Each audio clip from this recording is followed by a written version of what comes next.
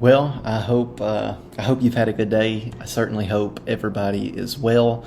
Um, we do have some people out that are sick, and we definitely want to be thinking about those people, praying for those people. And of course, if we can do anything at all for you, we just ask that you would ask us. But we certainly want to let everybody know, whether you're sick or not, we love you, and we are thinking about you.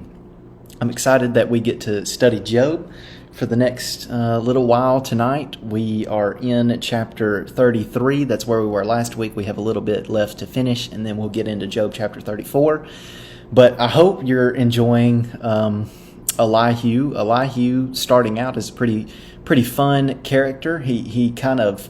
It's like if you're going through the book of Job and you start out and you're real passionate about the book, and you get into all the different cycles of speeches, and you find yourself, your attention kind of drifting from the book. It's almost like when we get to Elihu, we get a burst of energy. Elihu, I guess we would describe as a very vibrant character at first. I mean, Elihu has a message, and he's going to share his message, despite the fact that, he's young and really isn't in a position to speak. But like we said, he believes his message is from God, and he needs to instruct Job's friends about some things, and he needs to instruct Job about some things. Well, what we saw last week was, after, in chapter 32, Elihu's all about, he's very overly apologetic. Like, I know I'm young, but this is why I'm speaking. And he tells us all the time, remember, he's burning with anger. That's why he's speaking. He's angry with the friends because they didn't respond to Job. He's angry with Job because Job won't shut his mouth, and he's saying some things about God that he just doesn't believe is true. But in Job chapter 33, Elihu is really attacking Job because he believes Job has said, in verse 13, "Why do you contend against him, saying he will answer none of man's words?" Job, you act like God is hidden. You act like he's silent and he just won't answer you. But you know what, Job? He is, in a way, communicating with you. And remember, we talked about that last week. The first way Elihu says God communicates with man is he does it by the way of dreams. Remember, God allows this deep sleep, this deep slumber, kind of like a stupor, to fall upon man, and then he provides a message. So that's one way that God speaks to man. But another way that God speaks to man that we, I think, don't think about a lot is through pain. Elihu says it is the case that God can inflict pain and suffering upon a person to steer them in another direction. In other words, a person might be walking down a path. It's not that they've committed a sin yet, but they're walking down the path, the wrong path, that if God doesn't intervene, they definitely will fall away from Him. And God sometimes, Elihu says, uses pain and suffering to get people off of that path and onto the path of righteousness. Now that's interesting because I think when we think about pain and suffering in the church, we have all these different answers. Free will, that's an answer. Sin, that's an answer. Why is the person suffering? It's because of their sin. Okay. They're just... It's no fault of their own, but their ancestors made poor choices, and they're suffering because of those poor choices. Another natural disasters. Natural disasters happen, and that's why people suffer. And we have all these answers to suffering. But one thing we don't think about is what Elihu says, that sometimes God uses suffering to instruct people. And not in a way that they should want to lose their faith, but in a way that they ought to be thankful for, because God is trying to help them. Well, that's where we are. We're on verse 19 in chapter 33. "Man is also rebuked with pain on his bed and with continual strife in his bones, so that his life loathes bread and his appetite the choicest food. His flesh is so wasted away that it cannot be seen, and his bones that were not seen stick out. His soul draws near the pit, and his life to those who bring death." Wow, what an image. This image of this person that, can't sleep, because he's in pain. You can see his bones. He can't eat because he's in so much pain. And that person's in pain because God is trying to steer that person in another direction. He's trying to steer him in another direction because if he doesn't, it's going to lead to death, and God doesn't want that person to die. In other words, a person that loves God, God loves that person enough to intervene before they make a bad decision. But we get to verse 23. If there be for him an angel, a mediator, one of the 1,000, to declare to man what is right for him, and he is merciful to him and says, deliver him from going down into the pit, I have found ransom. Let his flesh become fresh with youth. Let him return to the days of his youthful vigor. So what Elihu says is, Job, you ever thought about, you've said God won't respond to me. God won't answer me. I don't know where he's at. But have you really thought about he actually has answered you, okay? You've talked about being in pain all the time. That's one of God's ways, to communicate to you. He's trying to communicate to you. Have you thought about that? Okay, Job, have you also thought about that there's an angel, and if you'll listen to this angel, he'll instruct you on which path to take. The path you need to take, Job, is the path that leads you back to God. And there's an angel that can instruct you to lead you back to that. Why can that angel instruct you to lead you back to God? Because that angel provides a ransom. Now, God actually provides the ransom, but the angel will come, and when that happens, you'll be released from death. Now, who does this angel refer to? Well, I'll let you decide that because there are several different options. But let's focus on the bigger picture. So after this angel comes and provides a ransom, let's look at the response in verse 26. Then man prays to God, and he accepts him. He sees his face with a shout of joy, and he restores to man his righteousness.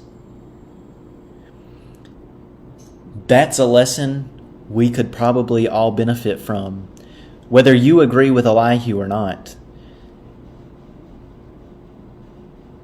It's always good when God provides us with a blessing to stop when we realize that he has provided us with a blessing and thank him.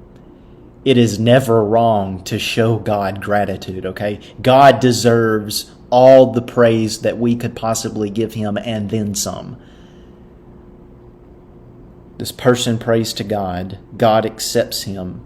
Then this person is able to see his face, and when he sees his face, he is filled with joy, and he restores to man his righteousness. He sings before men and says, I sinned and perverted what was right, and it was not repaid to me. He has redeemed my soul from going down into the pit, and my life shall look upon the light. Now that's another thing. This person that has been ransomed, that God has steered away from the wrong path. After that person prays to God and gives God gratitude, he goes out to the community and he tells the community what he has done.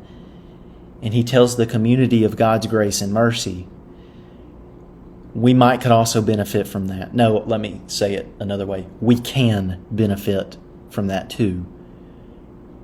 Why do we, when God does so many wonderful things, why do we keep that to ourselves? Why don't we share that with others? It's good for others to participate with us in giving gratitude to God. Behold, God does all these things, Elihu says. Twice, 3 times with a man, to bring back his soul from the pit, that he may be lighted with the light of life. In other words, God is doing this to show the person, to illuminate that person's way in life. Hey, I'm trying to show you the right path to take. Now, notice, twice, 3 times with a man. God just doesn't speak to you once, Job. He's doing it over and over. When are you going to notice that he's talking to you? Pay attention, O Job. Listen to me. Be silent, and I will speak. If you have any words, answer me. Speak, for I desire to justify you. If not, listen to me. Be silent, and I will teach you wisdom. So Elihu, after he delivers this speech, he tells Job, Job, listen to what I said, okay? Open your ears, don't speak. But I tell you what, Job, I'll tell you what, in chapter 32, I told you you're free to respond to me, okay? All I ask is you think about what I say, you construct an argument, and you give it back to me. So I tell you what, I'm not going back on that. I'm not going back on my word. So I tell you what, I rather you just listen and not say anything. I rather continue speaking. But I'll let you. If you need to respond, you go ahead and do that. But if not, Job, listen to me, shut your mouth, and I'll teach you wisdom. I'll get you back on your feet. Now here's what's interesting about that. The job of Eliphaz, Bildad, and Zophar was to help Job get back on his feet. That was their job. They were obligated to do that, and they failed to do it. They were terrible friends, in every sense of the word. They provided Job with no comfort at all. And here's this guy, Elihu, that's young. He seems to be providing Job with hope, at least at this point in chapter 33. It seems from chapter 32 and 33, Elihu really wants to help Job. It seems that Elihu's motivations so far, they seem to be pretty good. Your thought of Elihu, though, might change in chapter 34 because, like we said when we introduced Elihu, Elihu uses a lot of words. He runs his mouth a lot. He's very loquacious. But in chapter 34, he starts speaking more with an authoritative tone, and it's a bit unsettling at times. So I'll warn you of that before we get to chapter 34. So let's go. Let's not waste any time. Then Elihu answered and said, "Hear my words, you wise men, and give ear to me, you who know. For the ear tests words, and as the palate tastes food. Let us choose what is right. Let us know among ourselves what is good." Now, here's the question. Who do the wise men refer to here? Well, you could say, well, that refers to the friends. The friends are the wise men. That's who he's talking about. That's why it's in the plural. Well, are we really to think that? Because you remember, Elihu's upset with the friends, and he's made that clear to us so far. He doesn't think the friends are wise. I mean, they haven't done what's wise. If they would have done what's wise, they would have provided Job with a response. So it seems to be, he seems to be referring in general to the wise men being the elders there. You know, the elders, like we said, they're the guys that decide between a dispute people might be having, you know, which side is guilty or not. Well, it might be the case that he's telling these guys, listen to me, okay? Listen to what I'm saying. You've heard what Job said. Now use your ears and you test that, okay? You make sure you tell us what's right, okay? Let's have the right argumentation. But then you tell us what's good. Don't forget, we're not concerned just about argumentation. We're also concerned about what morally is right. That's what we're concerned about. So you listen to what I have to say and see if you can disagree with it. Because maybe, just maybe, if Elihu can get the elders on his side, well, then maybe Job will listen. That seems to be his thought process. For Job said, I am in the right, and God has taken away my right. Job has said he is innocent and blameless. Like we said before, Job has never said he's sinless. He just doesn't deserve the punishment, at least in his mind, that God apparently has poured out on him. But everything God has done to Job at least in Job's mind, says differently. Because Job's in pain, because he's skinny, they seem to witness against his blameless and innocent character. Verse 6, in spite of my right, I am counted a liar. There you go. There you go, Job. You say you're innocent, but guess what? I'm pouring out my wrath on you to say, you're not telling these people the truth. My wound is incurable, though I am without transgression.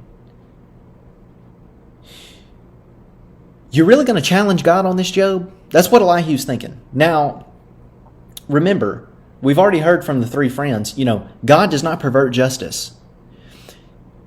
Job, you seem to be pointing to the fact that God does pervert justice. You seem to be saying you're experiencing something that you don't deserve to be experiencing. Are you really going to say that about God, Job? Because you're saying God makes you a liar, but what you seem to be saying, Job, is God is a liar. What man is like Job, who drinks up scoffing like water, who travels in company with evildoers and talks with wicked men? For he has said, it profits a man nothing that he should take delight in God. Wow. You see what I meant? Elihu kind of gets into it a little more in chapter 34. Our view of him might begin to change a little bit. Job apparently must associate with people that he shouldn't, because his attitude is bad. Therefore, Elihu thinks, well, I can conclude that he hangs out with the wrong people. Job doesn't seem to think that people should pay any attention to God. It doesn't matter how people act on this earth because, well, God's not just. Therefore, hear me, you men of understanding. Far be it from God that he should do wickedness. You really going to call God a liar? You really going to think that God does not govern the earth justly? Are you really going to think that? And from the Almighty that he should do wrong? For according to the work of man he will repay, and according to his ways he will make it befall him. We've read in the book of Psalms already, that righteousness and justice are the foundation of God's throne. Job, you seem to be doubting the justice of God. Wow. He's telling these elders, you wise men, you men of understanding, you got to side with me. Because I'm telling you, God's just. And he governs the earth justly despite what Job may say. In fact, he says, like we read in verse 11, for according to the work of a man he will repay him, and according to his ways he will make it befall him. In other words, a person reaps what they sow. Of a truth, God will not do wickedly, and the Almighty will not pervert justice. Who gave him charge over the earth, and who laid him on the whole world? Now, what's the answer to that question? Nobody. Nobody put God in charge over the earth. That's just a part of who God is. That's a part of his being. He is the judge. He's the ruler of the world. He's the ruler of heaven and earth, right? God is transcendent. We've already seen that theme in the book of Job. If he should set his heart to it and to gather to himself his spirit and his breath, all flesh would perish together and man would return to the dust. So we're going back to creation, that God breathes life into man. God is the ruler of this world. And Job, when you say God is not just, you are challenging that position, that God is the ruler of the world. And let me tell you something, Job, Elihu says, God is so powerful that he could call his breath back. And if he did that, every single person, all humanity would die. Because man relies on God for every breath. God is the source of man's being. So we're getting into some good stuff. That's where we're going to stop tonight. We'll finish chapter 34 next week. I hope everybody's doing well. I can't wait to see everybody Sunday. God bless.